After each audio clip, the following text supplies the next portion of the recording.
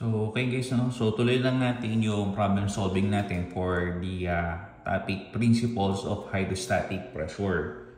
So, ito yung problem statement. So, for the composite layers of liquid stored in a vessel, at which liquid layer will a pressure of 0.7 megapascal absolute will be first achieved.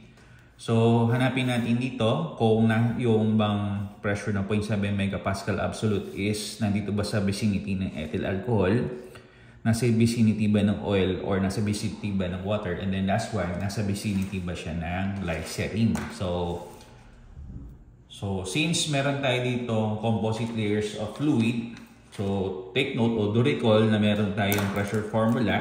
So lagay ko na dito where yung liquid pressure formula na P is you have gamma multiplied by the height. So ibig sabihin nito is yung total pressure natin exerted at the bottom is an accumulation of all pressures exerted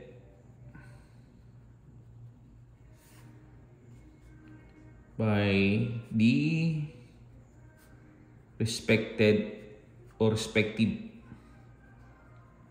respective liquids. So, sabihin nito is yung total pressure natin is merely the summation of all pressures that is being given off by the composite layers of fluid. So, in this case, kung titignan natin dito, meron tayong pressure exerted by the ethyl alcohol, pressure exerted by the oil, pressure exerted by the water, and then last one, pressure exerted by the glycerin. Kung gusto natin kuhanin yung corresponding total pressure natin exerted at the very bottom, di ba? So, yan. So, ang gawin natin dito para mahanap natin 0.7 megapascal absolute, try muna natin hanapin kung ano yung magiging corresponding pressure natin at this particular part o portion sa ilalim ng ethyl alcohol. So, yan. So, lagay lang natin dito na meron tayong P1 in terms of yung absolute value. So, ito yung tinutukoy nating absolute pressure exerted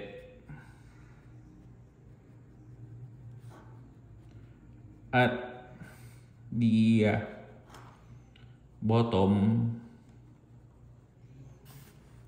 of the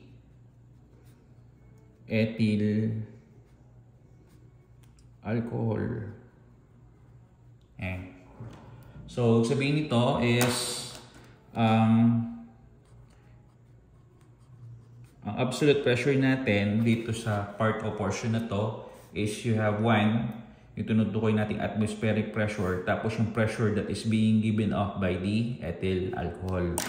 So, nakaligtaan ko lang sulat dito yung mga expanding heights o depths. So, dito sa tinutukoy nating ethyl alcohol, ang corresponding depth niya is you have 60 meters. Dito naman sa part ng oil, you have a depth of 10 meters.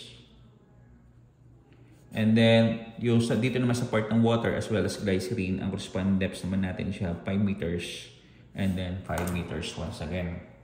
So, kung ang gusto natin kuhanin dito is yung corresponding absolute pressure exerted at this particular point, i-add lang natin yung atmospheric pressure plus yung pressure that is being given off by the ethyl alcohol plus pressure being given off by the ethyl alcohol. Now, kung nare-recall nyo, yung formula natin ng liquid pressure, you have gamma height. Diba? However, kung titingnan natin dito sa problem statement, hindi given ng gamma, rather ang given dito is actually rho. So, lagay lang natin yung statement. So, with no given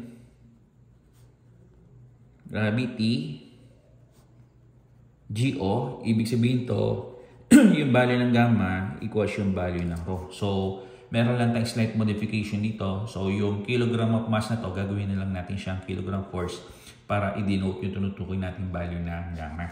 Okay. So, in this case, ang formula natin then becomes you have rho and then you have height. So, start tayo ng solving natin dito. So, atmospheric pressure natin dito is given off as 90 kilopascal. So, 90 kilopascal, identity niya is you have kilonewton per meter square. Plus, you have rho height. Rho natin is you have 773.3. So, 773.3 in units of the kilogram of mass per cubic meter. And then, yung corresponding height or depth niya measures 60 meters. So, 60 meters. So, once magkaroon tayo ng cancellation ng unit, so, unit natin dito is you have kilonewton per square meter. Dito sa blind side, you have kilogram per square meter. So, hindi natin pwedeng combine yung dalawang part na to kasi eventually mag-iba sila ng unit.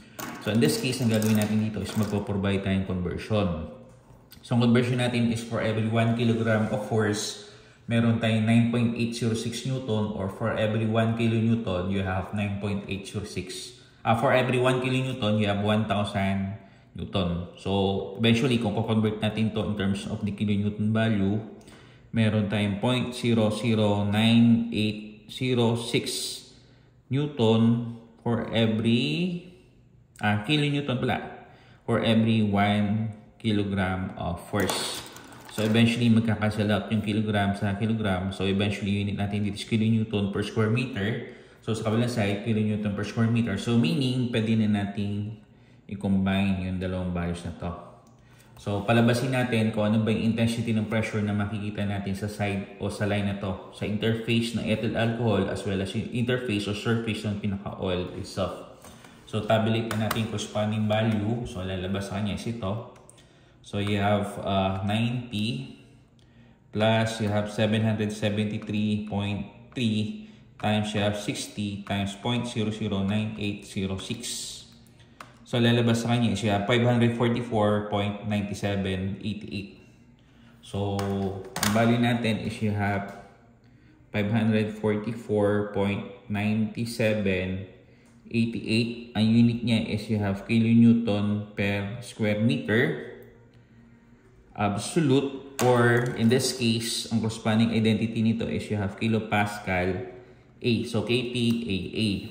So, ito, kung titingnan natin, kung ito is round off natin in terms of megapascal absolute para malocate natin 0.7 megapascal na intensity na atmosphere, na pressure, na intensity ng pressure, you have 0.544978 megapascal absolute. So, ayan.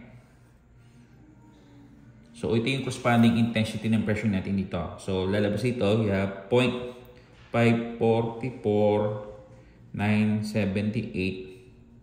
megapascal absolute. So, sabihin, wala dito sa pagitan ng ethyl alcohol sa ng oil. So, next step natin dito is kuhanin naman natin yung corresponding intensity ng absolute pressure natin dito sa layer between sa oil saka dito sa pinaka-water or sa ilalim ng oil itself. So, mangyayari ngayon dyan is actually ganito. So, meron naman tayo ditong P2 absolute. So, ang description natin dito is ito yung tinutukoy nating absolute pressure. Absolute pressure exerted at the bottom of, sa ilalim naman siya ng oil. So, at the bottom of oil. So, in this case, lalabas dito, you have P2 absolute is equivalent to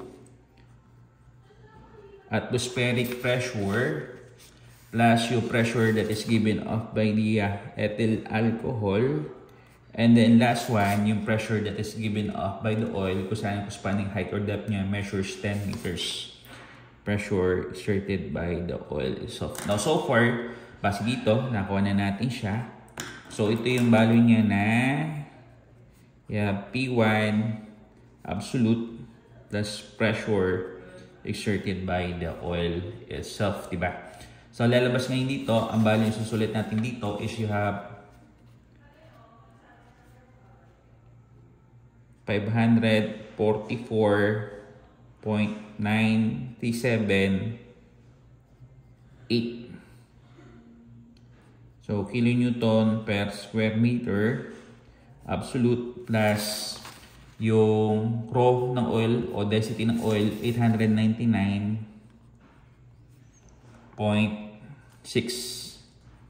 kilogram per cubic meter. Then, yung corresponding height or depth niya measures 10 meters. So, 10 meters. So, kung titingnan natin, once magkaroon ng cancellation, you have kilogram per square meter na kung saan din na siya pwedeng combine respectively sa value to. So, in this case, kinakailangan mag-provide tayo ng conversion. So, in that, for every 0.009806 kilonewton, meron tayong 1 kilogram of force. So, magkakancel natin yung kilogram sa kilogram. So, kilonewton per square meter, pwede na natin siyang combine as 1. So, tabulate natin sa calculator. So, lalabas 544.978 plus you have 899.6 multiplied by 10 multiplied by 0.009806. So, eventually, ang lalabas na value dito is you have 633.193. So, yung P2 absolute value is you have 633.193 kilopascal absolute, or in this case, katumbas niya is you have 0.633193 megapascal absolute. So, still, itong range ng value natin, wala pa rin siya dito sa range ng 0.7 megapascal absolute. So, sabihin, damang ito is 0.633 193 megapascal absolute. So, sabihin, wala dito sa ilalim ng ethyl alcohol, wala din dito sa ilalim ng oil itself. So, sunod natin dito is, hanapin natin yung corresponding pressure sa ilalim naman ng water. So, yan. So, lalabas dito is you have P3 absolute. Ito yung tinutukoy nating absolute pressure. Absolute pressure exerted at the bottom of water. Okay. So, lumalabas dito, ang formula lang gagamitin natin dito is you have P3 absolute is equivalent to, tingnan natin yung accumulation of pressure sa atmospheric, ethyl alcohol, oil, tapos water. So, atmospheric pressure given off by the ethyl alcohol plus yung pressure exerted by the oil, and then yung dadagdag natin yung pressure exerted by the water. So, kung nare-recall nyo, itong part na to, ito yung value ng P2 absolute. So, is equivalent to P2 absolute plus yung pressure that is given off by water. So, kung saan ang corresponding height or depth naman niya measures 5 meters. So, lalabas dito, sulit ko na yung value. So, you have 633.193 kilopascal absolute plus yung density naman ng oil, you have, density ng water, you have 979 kg per cubic meter. So, lalabas 979 kilogram per cubic meter. And then, yung corresponding height or depth naman niya measures, you have 5 meters. So once again, pag nagkaroon ng cancellation, kilogram per square meter, hindi pwedeng combine dito sa kilopascal. So eventually magpo-provide ang conversion. So again, ang conversion factor natin for every 0.009806 kilonewton, you have 1 kilogram of force. Ayan. So kakancel out sa ito. So in this case, you have a unit of kilonewton per square meter and then kilopascal absolute. So pwede na natin siya combine. So, combine natin siya. So, tabulate lang natin. 633.193 plus you have 979 multiplied by 5 multiplied by 0.009806. So, eventually, ang value niya is you have 681.193. So, 681.193. So, P3 absolute. So you have 681.193 kilopascal absolute. So still yung value natin nito is way far dito sa actual value na natin, which is 0.7 megapascal. So sabihin, ang gagawin natin dito, sulat ko lang ito, no? So we have 681 or equivalent to 0.681193 megapascal absolute.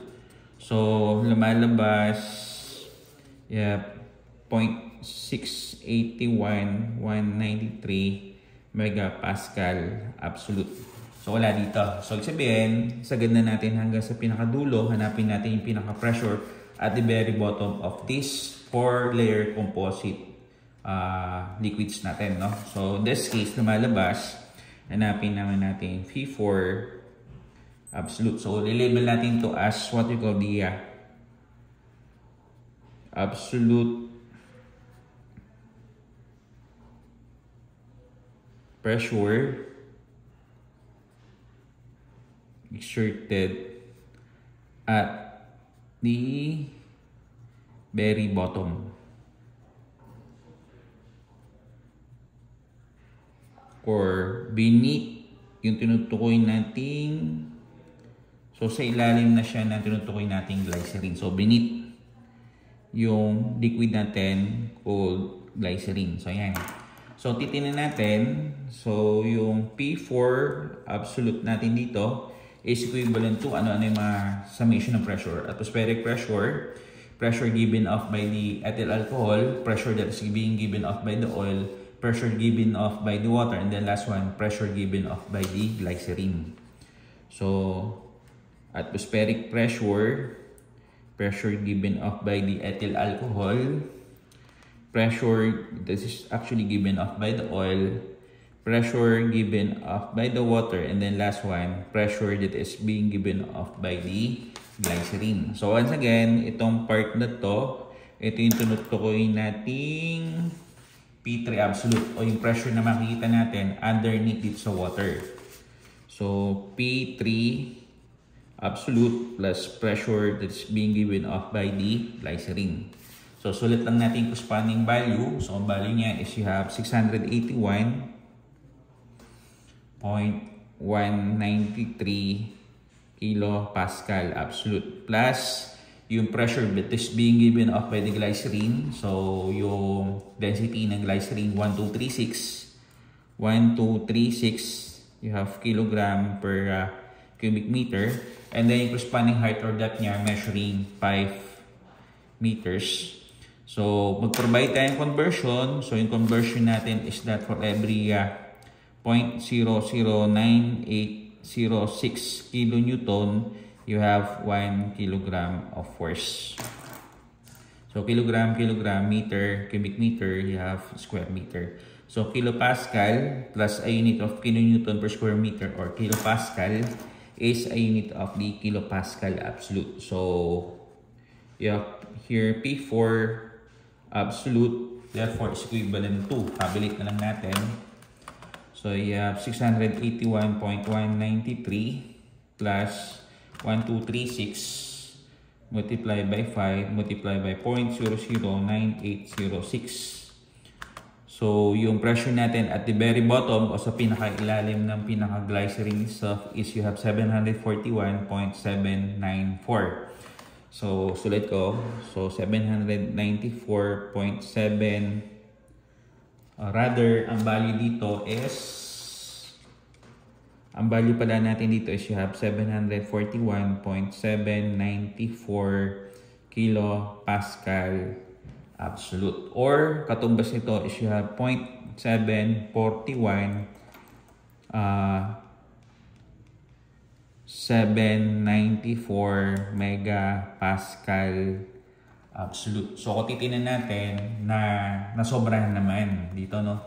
So, sulit ko dito na ito is you have 0.741 794 megapascal absolute. Sayang. So, ibig sabihin lamang to is yung absolute pressure natin na 0.7 megapascal absolute is to be located in between dito sa water as well as glycerin. So, i-redraw ko na lang siya.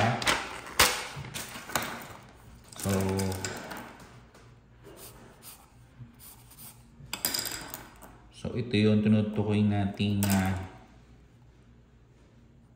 H2O line. Tapos ito naman yung glycerin line. So yung corresponding pressure natin dito, sulat ko lang siya. Ang value niya is you have 681.193 megapascal or you have 0.681 193 megapascal absolute. Tapos dito naman sa pinaka bottom natin, ang corresponding pressure naman natin is found to be at a value of 0.741 794 megapascal absolute. So, sabihin natin dito is yung range ng value na 0.7 megapascal absolute is makikita natin sa pagitan nitong water as well as dito sa tinutukoy nating glycerin. So, lagyan na natin. Therefore, the 0.7 megapascal absolute pressure will be located somewhere in the glycerin vicinity. So, ito yung sagot natin for this particular problem statement. So, baguhin natin, dagdagan natin yung unknowns natin dito for this particular problem. Now, supposedly, gaano kalalim o gaano karaming glycerin naman ang kinakailangan para ma-achieve natin yung 0.7 megapascal na absolute pressure. So, ganito mangyari. So, sabihin lang natin, say, how deep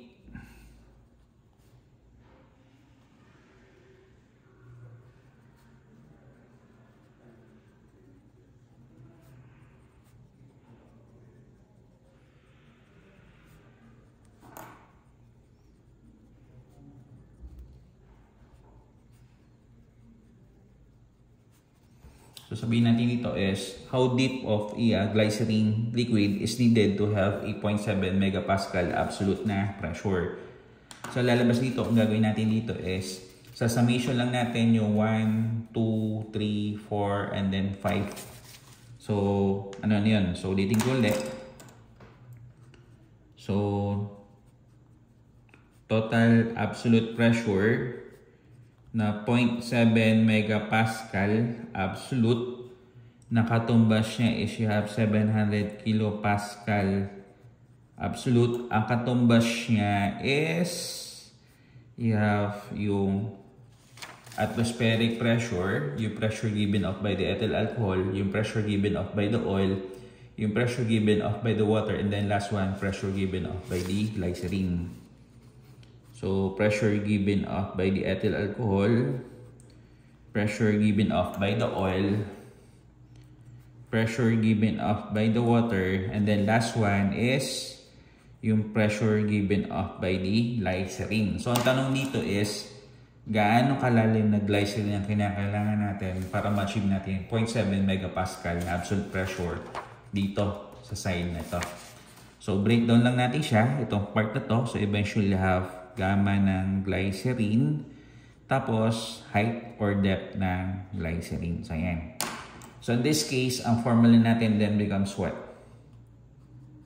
Yung hinahanap nating height ng glycerin therefore is equivalent to yung value ng total absolute pressure less yung value ng atmospheric pressure, then less itong pressure given off by the oil, less yung pressure that is given off by the water. So, ayan. So, kung titingnan natin ngayon, ganito mangyayari. So, di pa natin i-consider dito yung pressure given off by the ethyl alcohol. So, pressure that is given off by the ethyl alcohol. So, kung titingnan natin yan, itong part or portion na to, ito siya. So, 1, 2, 3, 4. So, 1, 2, 3, 4. So, atmospheric pressure, ito siya. Pressure given off by the ethyl alcohol, ito siya. Pressure given off by the oil, ito siya. And then last one, pressure given off by the water, ito. So, ibig sabihin, ang basa natin sa kanya is P3 absolute. So, ito is P3 absolute. So, lumalabas ngayon dito, all over yung gamma ng glycerin. So, lumalabas dito, para makakuha natin yung corresponding height or depth ng glycerin, you have the total absolute pressure less yung P3 na absolute value all over yung unit weight ng glycerin. So, ayan. So, dapat ang makakuha natin corresponding height or depth dito nasa vicinity ng 5 meters. So, hindi siya po pwede sumobra sa 5 meters kasi ito yung reference natin. So, lalabas na yun yan, you have what? Total absolute pressure, you have 0.7 megapascal or equivalent to 700 kilopascal absolute. So, 700 kilopascal absolute. So, kilonewton per meter square na absolute value minus P3 absolute. So, P3 absolute, you have 681.193. 681.193 kilopascal. So, yung kilonewton per meter square. All over yung gamma ng glycerin. So, dito, ang gamma ng glycerin natin, gamma or rho, you have 1, 2, 3, 6. So, sulat natin 1, 2, 3, 6. You have kilogram per cubic meter. So, for by time conversion, so conversion natin dito is for every 0.009806 kilonewton, meron tayong 1 kilogram of force. So, lalabas, kilogram sa kilogram, magka-cancel out. So, kilonewton, magka-cancel out. Square meter sa ilalim, cubic meter sa taas. So, eventually, matitira natin is unit na meter. So, para dito sa problem na to, gaano ba kalalim yung kinakailangan nating glycerin para ma-achieve lang natin yung 0.7 megapascal or 700 kilopascal na absolute pressure kung makikita natin siya sa vicinity ng glycerin. So, tingnan natin. So, you have 700 minus 681.193 all over 1236 multiplied by 0.009806. So, yung value natin dito is you have 1.5517 meters. So, yung necessary height or depth ng glycerin natin kung saan ma-reach o ma-observe natin yung pressure na 700 kilopascal absolute or 0.7 megapascal absolute. Ang katumbas niya is you have 1.5517 meters. Ayan. So ito yung sagot natin for this particular problem statement. So ito, as well as ito. So ayan. So that concludes my discussion for this particular problem statement.